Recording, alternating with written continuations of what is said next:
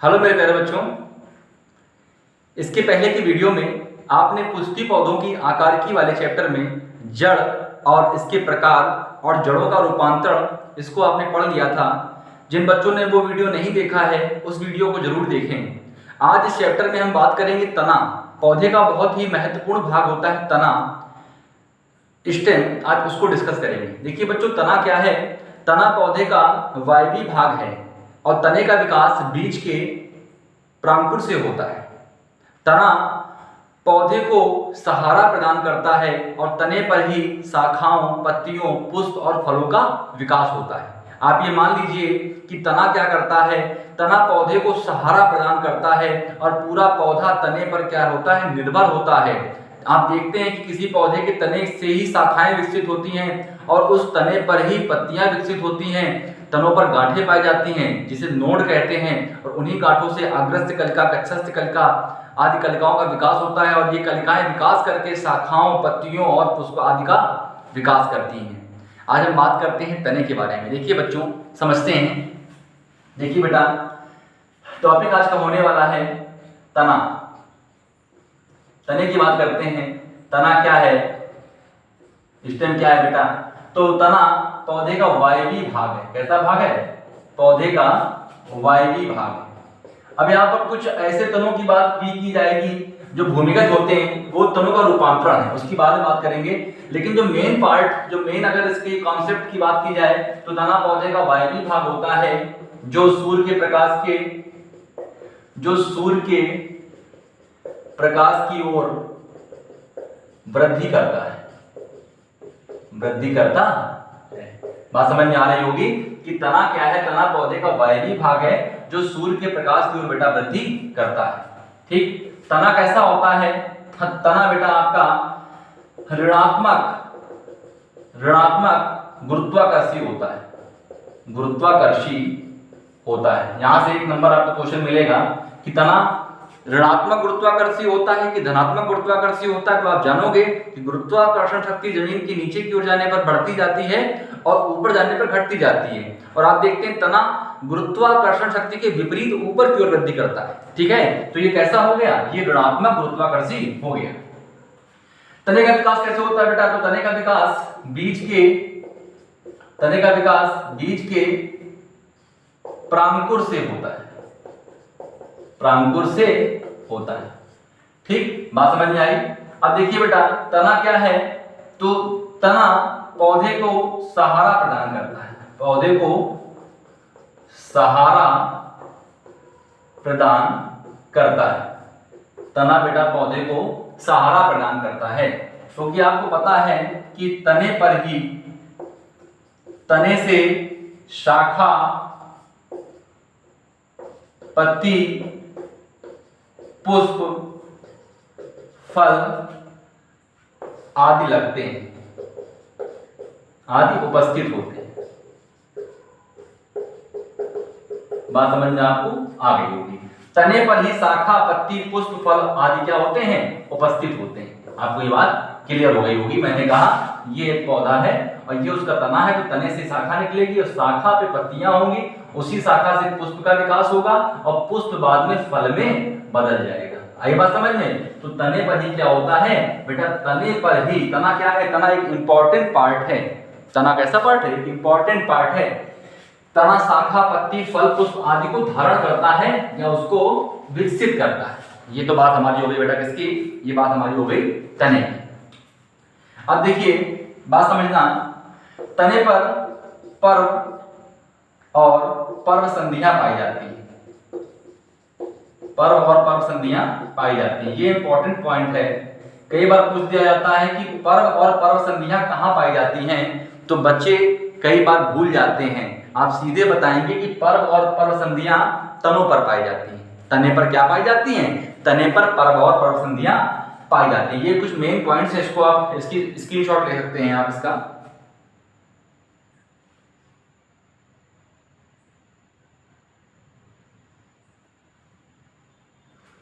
Clear हो गया बेटा? एक बार फिर समझ लीजिए। मैंने क्या बताया, तना, तना क्या है, पौधे का वायवी भाग है। देखिए कुछ पॉइंट पास समझते जाइएगा। तना कैसा भाग है, पौधे का वायवी भाग है और सूर्य के प्रकाश की ओर वृद्धि करता है, सूर्य के प्रकाश की विपरीत वृद्धि नहीं करता। जड़ सूर्य के प्रकाश की विपरीत वृद्धि करती है, लेकिन तना सूर्य के प्रकाश की ओर वृद्धि करता है। और ये ऋणात्मक गुरुत्वाकर्षी होता है, क्योंकि गुरुत्वाकर्षण शक्ति नीचे की ओर जाती है, लेकिन ये ऊपर की ओर वृद्धि करता है। तो ये कैसा होता है, ये धनात्मक गुरुत्वाकर्षी होता है। कैसा होता है, ये धनात्मक गुरुत्वाकर्षी होता है। तने का विकास बेटा बीज के प्रांकुर से होता है। मैंने बताया था बीज के प्रमुख दो भाग होते हैं, एक होता है मूलांकुर, एक होता है प्रांकुर। ठीक है, मूलांकुर से क्या निकलती है, जड़ निकलती है, और प्रांकुर से क्या विकसित होता है, तना विकसित होता है। तो अगर पूछे तना कहां से विकसित होता है, तो आपका आंसर होना चाहिए सर तना प्रांकुर से विकसित होता है। और तने का प्रमुख कार्य क्या है, तो देखिए आप देख रहे होंगे कि भैया तने का प्रमुख कार्य क्या है। तने का प्रमुख कार्य है पौधे को सहारा प्रदान करना। देखो बेटा जब तना विकसित होता है उस समय उसका रंग, अविकसित तने का रंग कैसा होता है, हरा होता है। ठीक है, और जो विकसित तना हो जाता है, बड़े वृक्षों का जो तना हो जाता है वो गहरा भूरा हो जाता है। ठीक है, काष्ठी तना कैसा होता है, भूरा होता है। अभी बात करते हैं, अब बात करते हैं बेटा तने पर शाखा, पत्ती, पुष्प, फल आदि उपस्थित होते हैं। कभी कोई पूछे कि फल कहाँ पाया जाता है, तो बताओगे तने पर। शाखा कहाँ विकसित होती है, तने पर। पत्ती कहाँ विकसित होती है, तने पर। पुष्प कहाँ विकसित होता है, तने पर। और तने के किस भाग से विकसित होता है शाखा, पत्ती, पुष्प और फल, तो बताएंगे आप पर्व। क्या बताएंगे, पर्व। और पर्व संधियां क्या हैं, तो पर्व और पर्व संधियां तने पर पाई जाती है। मैंने क्या कहा, ये एक तना है। ठीक है, तने में आप देखते हैं इस तरीके से ये आप देखा करते हैं, ये पर्व है। ये क्या है, पर्व। इसे बोलते हैं नोड। क्या बोलते हैं, नोड। और एक नोड से दूसरे नोड की जो दूरी होती है उसे बोलते हैं इंटरनोड। अब gap between one node to another node is known as internode. मतलब एक नोड ये था और एक नोड ये था, इसके बीच की जो दूरी है, इसके बीच की जो दूरी है वो क्या कहलाएगी, वो कहलाएगी इंटरनोड। बात समझ में आई। तने पर क्या पाए जाते हैं, तने पर पर्व पाए जाते हैं। और पर्व से क्या निकलती हैं, कलिकाएं विकसित होती हैं। और ये कलिका विकसित होकर के आगे शाखा, पुष्प, फल, बीज आदि को विकसित करती है। इतना कॉन्सेप्ट आपको क्लियर हो गया होगा। अब बात करते हैं सर कलिकाएं क्या होती हैं। तो तने पर सबसे पहले जो चीज विकसित होती है उसे बोलते हैं कलिका। आप देखते हैं हरे कलर की फुनगी निकलती है, एक तने से ऐसे फुनगी निकलती है, ये फुनगियां निकलती हैं। तो ये फुनगियां ही क्या होती हैं, कलिकाएं होती हैं। और कलिकाएं कितने प्रकार की होती हैं, 3 प्रकार की होती हैं। एक होती है अग्रस्थ कलिका, नाम समझते जाइएगा, अग्रस्थ कलिका। फिर बात करते हैं कक्षस्थ कलिका। आगे की वीडियोस में आप पढ़ेंगे कक्षस्थ कलिका, अग्रस्थ कलिका और अपस्थानिक कलिका। अपस्थानिक कलिका। तो ये तो कलिका की बात आ गई। अगर आपसे कोई पूछे कि कलिकाएं कितने प्रकार की, तो बताओगे 3 प्रकार की, अग्रस्थ कलिका, कक्षस्थ कलिका और अपस्थानिक कलिकाएं। ठीक है, इसका भी आगे काम आएगा। अब देखिए इसके बाद में बात करते हैं कि सर तने के और क्या काम होते हैं, तने के आदि और अन्य काम क्या होते हैं। तो बेटा तने के कुछ दूसरे काम भी होते हैं, समझ लीजिए। देखिए ध्यान दीजिएगा,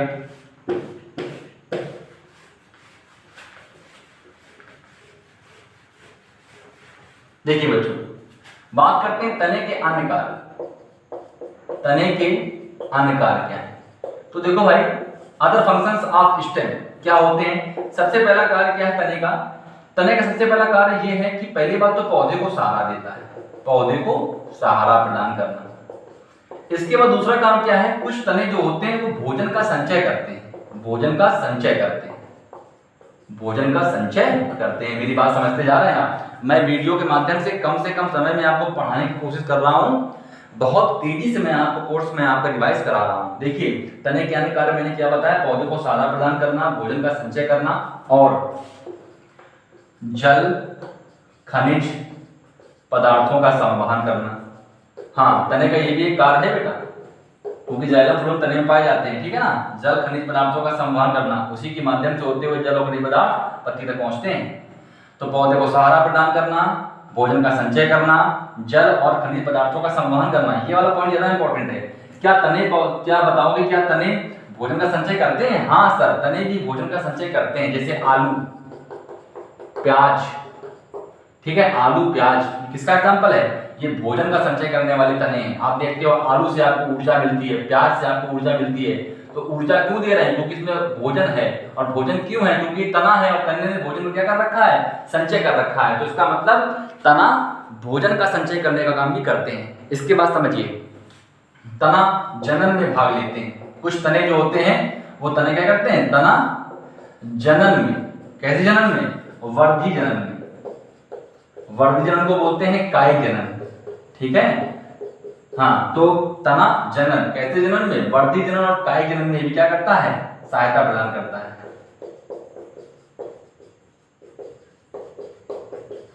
इतनी बात सबको समझ में आ गई होगी कि तना क्या है। तो मैंने बताया था तना पौधे का वह भाग जो सूर्य के प्रकाश के साथ वृद्धि करता है, प्रकाश की ओर वृद्धि करता है।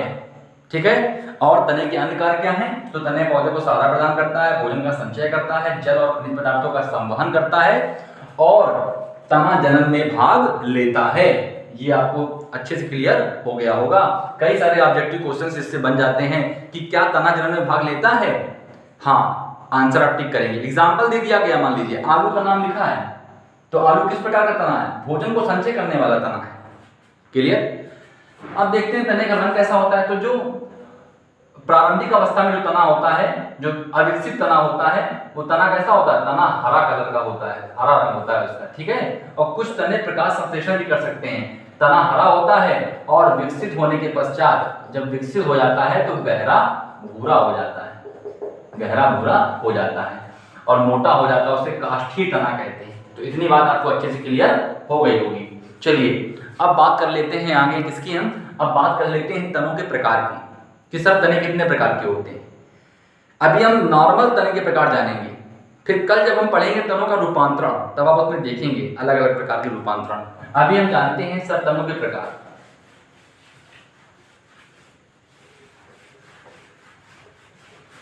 पहले एक बार आप डायग्राम से समझ लीजिए। मैंने क्या बताया? ये है एक पौधा, ठीक है, नीचे वाला पोर्शन क्या है इसका? ये इसका रूट सिस्टम है, मैंने बताया था, ये इसका रूट सिस्टम है, इसे बोलते हैं जड़ तंत्र। आप सभी समझ रहे होंगे जड़ तंत्र। और जड़ तंत्र के बाद ऊपर का जो हिस्सा है वो किसमें आता है? प्ररोह तंत्र में। और यही तना है। तने पर मैंने कहा इस तरीके से गांठें होती हैं, इसे बोलते हैं पर्व। और पर्व से क्या निकलती हैं? ये पर्व है, इससे क्या निकलती हैं? इससे अपस्थानिक कलिकाएं निकलती हैं। कलिकाएं वृद्धि करके शाखाएं विकास करती हैं और शाखाएं विकसित होकर क्या करती हैं? शाखाएं विकसित होकर के पत्ती को जन्म देती हैं। क्लियर हो गया? इस तरीके से, और इस तरीके से एक पूरे वृक्ष का निर्माण हो जाता है। मेरी बात आपको समझ में आ रही होगी। ये पर्व है और ये क्या है? मैंने यहाँ ऐसे बना देता हूँ, ये आपकी अपस्थानिक कलिका, ठीक है ना, अपस्थानिक कलिका कहें या इसको आप ठीक है ना। अग्रस्त कलिका और अपस्थानिक कलिका में अंतर होता है। अगर ऊपर की ओर निकली, आप देखते कोई पौधे में ऐसे ऊपर निकलती है कलिका, तो ये अग्रस्त कलिका होती है। और इसको काट देंगे तो पौधे का विकास रुक जाता है, क्योंकि अग्रस्त कलिका में हार्मोन होता है, ऑक्सिन हार्मोन, जो लंबाई में वृद्धि करता है। तो इसी बोलते हैं पर्व। और ये क्या? अपस्थानिक कलिका। और अपस्थानिक कलिका ही विकसित होकर शाखा, पुष्प, फल आदि का विकास करते हैं। ठीक है, क्लियर होगी? अब बात समझते जाना। ये देखिए हो गई पत्ती, ये हो गई शाखा। अब सर देखिए पुष्प भी कहां से विकसित होगा? पुष्प भी सर तने पर ही विकसित होगा, शाखाओं पर ही विकसित होगा। तो इस तरीके मैंने कहा एक पुष्प है, तो पुष्प भी कहाँ विकसित होता है? तने पर ही विकसित होता है। ये पुष्प है। और आपको पता है पुष्प में जब निषेचन हो जाता है तब फल बन जाता है। तो मैंने कहा अगर मान लीजिए मैंने कहा ये एक फल है, तो फल भी कहाँ पर पाया जाएगा? फल भी तने पर ही तो पाया जा रहा है। तो तना क्या है? तना फल, पत्ती, शाखाओं आदि को क्या करता है? सहारा प्रदान करता है, या ये तने पर ही पाए जाते हैं। क्लियर हो गया? अब चलिए अब आगे बात कर लेते हैं। देखिए बेटा, हम आपका समय खराब नहीं कर रहे, हम वीडियो को बहुत तेजी से ले चलते हैं, क्योंकि आपका रिवीजन करना है, टाइम कम है और आपको अच्छे से नॉलेज को कवर करना है पूरा।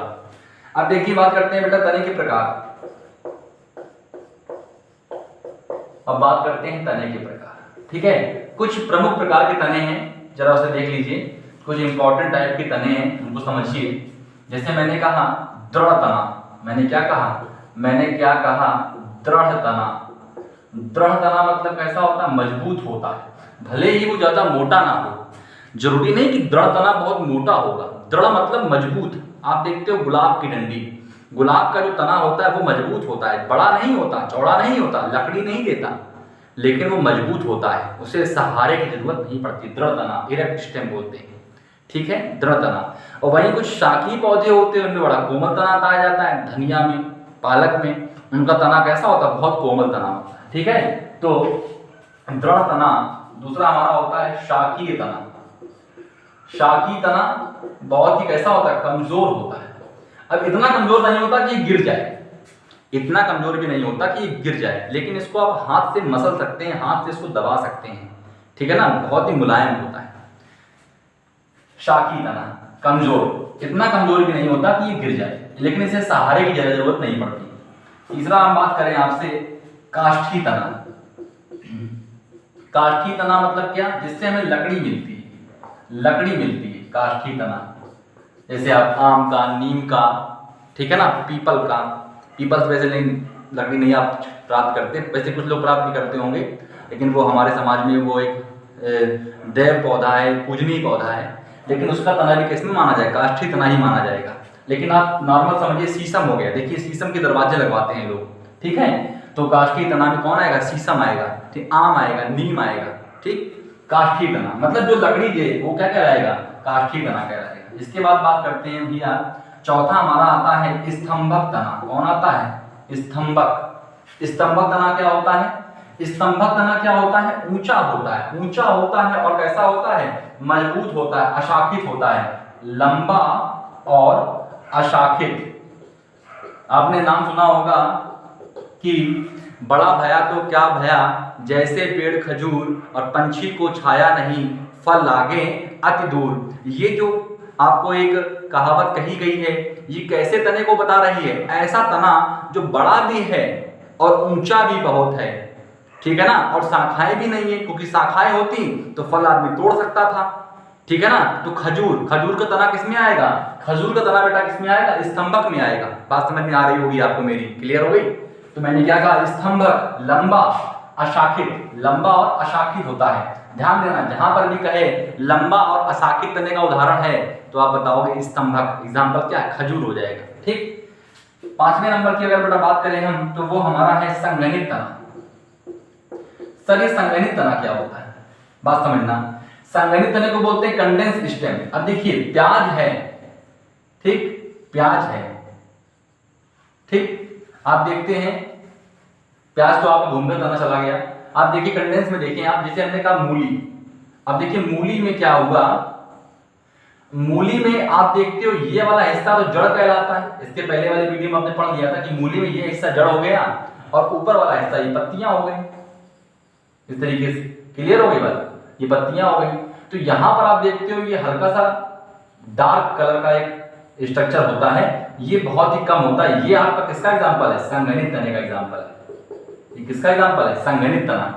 आप देखो मूली में आपको जड़ और पत्तियां ही तो दिखाई पड़ रही है। मूली के पौधे में, गाजर के पौधे में, सलजम में आपको नीचे वाला हिस्सा जड़ होता है, ऊपर वाला हिस्सा क्या होता है, पत्ती होती है। पत्ती और जड़ के बीच में जो स्थान बचता है, मोटा सा एक पार्ट गोल्ड कलर का, हल्का सा डार्क कलर का होता है, वो संघनित तना होता है। क्या होता है वो, संघनित तना। कंप्रेस्ड स्टेम हो गया, संघनित हो गया वो, ठीक है, क्लियर। चलिए अब आगे बात कर लेते हैं, अगला कौन सा तना है। अगला तना, मेरी बात समझना, अगला तना है आपका संधि स्तंभ, संधि तना, ठीक है। इसे स्तंभक भी बोलते हैं। क्या बोलते हैं बेटा इसको, इसे हम बेटा स्तंभक भी बोलते हैं, संधि तना बोलते हैं, संधि स्तंभ तना बोलते हैं। इसका मतलब क्या है, ये खोखला तना होता है। कैसा होता है, खोखला होता है, और जहां संधि पाई जाती है वहां मजबूत होता है। इस तरीके से खोखला होगा, यहाँ संधि है तो यहाँ फिर मजबूत होगा। ये संधि है और संधि वाले स्थान पर क्या है, मजबूत होगा, और ऊपर भी खोखला होगा और बेटा नीचे भी खोखला होगा, ठीक है ना। इसका एग्जांपल आपने देखा, गेहूं, आप देखते हो गेहूं, गेहूं का तना अंदर से खोखला होता है, लेकिन जहां पर गांठ होती है वहां मजबूत होता है, ठीक है। तो गेहूं का तना किसमें आ जाएगा, संधि तना या खोखला तना में आ जाएगा। किसमें आ जाएगा, खोखले तने में आ जाएगा। फिर बेटा बात करते हैं दुर्बल तना, लास्ट की बात इसकी कर रहे हैं, दुर्बल तना। जो दुर्बल तना होता है ये कैसा होता है, कमजोर होता है। कैसा होता है, कमजोर तना होता है। दुर्बल तना बेटा कैसा होता है, दुर्बल तना कमजोर होता है। कैसा होता है, कमजोर होता है। मतलब दुर्बल तने को सहारे की आवश्यकता होती है, सहारे की आवश्यकता होती है। बिना सहारे के ये चढ़ नहीं सकता या खड़ा नहीं हो सकता। और दुर्बल तने की अगर बात करें तो दुर्बल तने भी कितने प्रकार के होते हैं? 2 प्रकार के होते हैं। दुर्बल तने कितने प्रकार के होते हैं? 2 प्रकार के होते हैं। दुर्बल तना भी 2 प्रकार का होता है, ठीक है। एक होता है अनुसर्पी, एक होती है आरोही, एक होता है ट्रेलर, एक होता है क्लाइंबर। तो जो अनुसर्पी होता है ये जमीन में वृद्धि करता है, जमीन में वृद्धि करता है। और जो आरोही होता है वो किसी सहारे से चढ़ता है, वो किसी सहारे से क्या होता है?